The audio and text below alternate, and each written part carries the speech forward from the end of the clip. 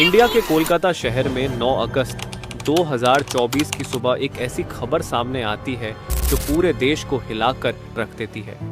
ये खबर थी एक 31 साल की महिला डॉक्टर की, जो कोलकाता के RG Kar medical college and hospital में अपनी ट्रेनिंग कर रही थी।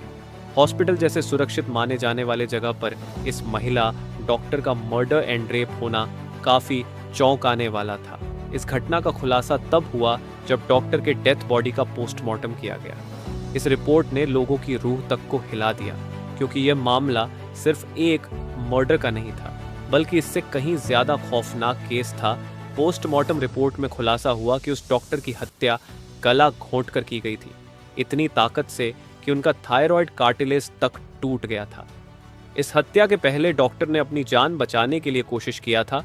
इसका सबूत उनके शरीर पर मिले कई निशानों से मिला। सबसे डरावना सच तब सामने आया जब डॉक्टर के प्राइवेट पार्ट्स पर घावों के निशान पाए गए। इससे साफ हुआ कि यह सिर्फ मर्डर का मामला नहीं था, बल्कि ये रेप के बाद किया गया एक खौफनाक हत्याकांड था। हॉस्पिटल के परिसर में इतनी बड़ी घटना हो जाती है और किसी को कान खबर तक नहीं होती। क्या उस रात कुछ ऐसा हुआ था जिसे जानकर आप गुस्से से बौखला जाओगे? क्या वहां कोई और था जिसने इस क्रूर घटना को अंजाम दिया? और अगर था तो आखिर कौन था? इन्हीं सवालों के जवाब खोजते हुए हम आज की इस वीडियो में आपको बताएंगे कि आखिर क्या हुआ था उस रात इस मेडिकल कॉलेज के शांत माने जाने वाले परिसर में। जब आपको सच का सामना होगा तो यकीन मानिए आपके भी रोंगटे खड़े हो जाएंगे। Guys, before starting this video let me tell you कि मैं यहाँ पर उन फीमेल डॉक्टर को श्रुति नाम से रेफर करने वाला हूँ, एंड ये उनका रियल नेम नहीं है। सो कंफ्यूज मत होना। श्रुति एक जूनियर डॉक्टर जो कि कोलकाता के RG Kar medical college and hospital से अपनी डॉक्टर की ट्रेनिंग ले रही थी 8 अगस्त 2024 को। और दिन की तरह श्रुति अपनी नाइट शिफ्ट पर होती है और वह अपनी जॉब कर रही होती है। तभी रात के 11 बजे उन्हें अपनी मदर का फोन आता है, जैसे कि हर दिन आता था, क्योंकि पेरेंट्स को तो अपने बच्चों की चिंता हमेशा होती है। श्रुति की मदर उनसे पूछती है कि क्या तुमने खाना खा लिया और तबीयत वगैरह तो ठीक है तुम्हारी? जिसके रिप्लाई में श्रुति बोलती है कि उनकी तबीयत एकदम ठीक है और वो बस अभी कुछ पेशेंट्स को देखने जा रही है, जिसके बाद वो अपने कलीग्स के साथ बैठकर खाना खाएंगे। अपनी मदर से बात करने के बाद श्रुति पेशेंट्स को देखने राउंड पर निकल जाती है। सारे पेशेंट्स को देखने में और अपना काम खत्म करने में श्रुति को रात के 2 बज जाते हैं, जिसके बाद वो अपने कलीग्स के साथ जाकर हॉस्पिटल कैंटीन में ही बैठ जाती है, जहां मिलकर ये लोग अपना खाना भी खाते हैं और साथ साथ थोड़ी बातें भी करते हैं।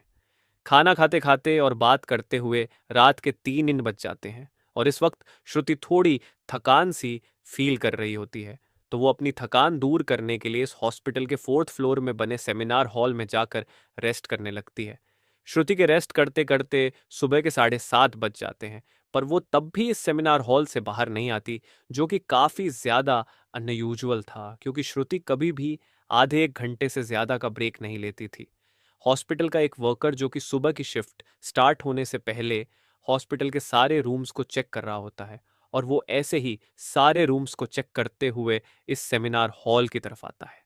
जैसे ही वो सेमिनार हॉल के बाहर आकर उसका गेट खोलता है, उसकी आंखों के सामने होता है एक भयानक नज़ारा, जिसे देखकर वो बहुत जोर से चीख पड़ता है।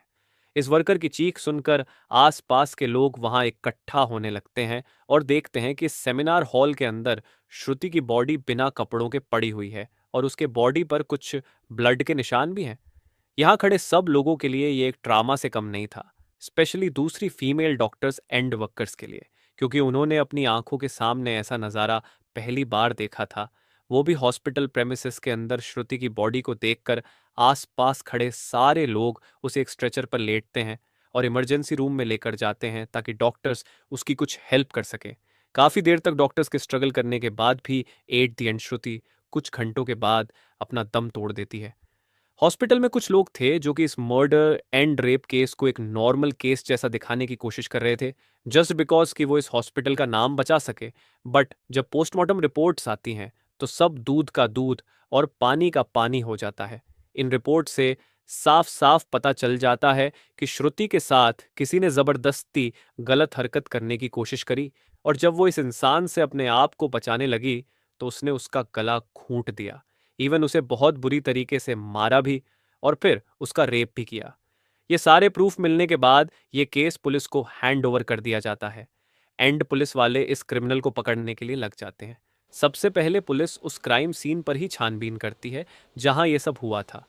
किस्मत से पुलिस वालों को वहां पर श्रुति के कुछ नेल्स एंड ब्लड सैंपल्स मिलते हैं और साथ ही एक ब्लूटूथ नेक बैंड। ये केस शायद और भी जल्दी सॉल्व हो जाता अगर उस फ्लोर पर सीसीटीवी कैमरा होते तो। बट बदकिस्मती से इस सेमिनार रूम के अंदर या इसके आसपास कोई सीसीटीवी कैमरा नहीं थे। लेकिन जिस रास्ते से इस फ्लोर पर एंटर करा जाता था वहां पर कुछ सीसीटीवी कैमरा थे। पुलिस वाले इन सीसीटीवी कैमरा में सुबह के 3 बजे से 8 बजे के बीच की रिकॉर्डिंग चेक करते हैं कि इतने टाइम के बीच कितने लोग इस फ्लोर पर आए और गए थे। इन सीसीटीवी फुटेजेस को चेक करने के बाद ये पता चलता है कि टोटल 6 लोग इस फ्लोर पर आए और गए थे। ये पता लगने के बाद पुलिस वाले एक एक करके इन 6 लोगों को पूछताछ के लिए बुलाते हैं कि वो लोग वहां पर उस टाइम क्या कर रहे थे।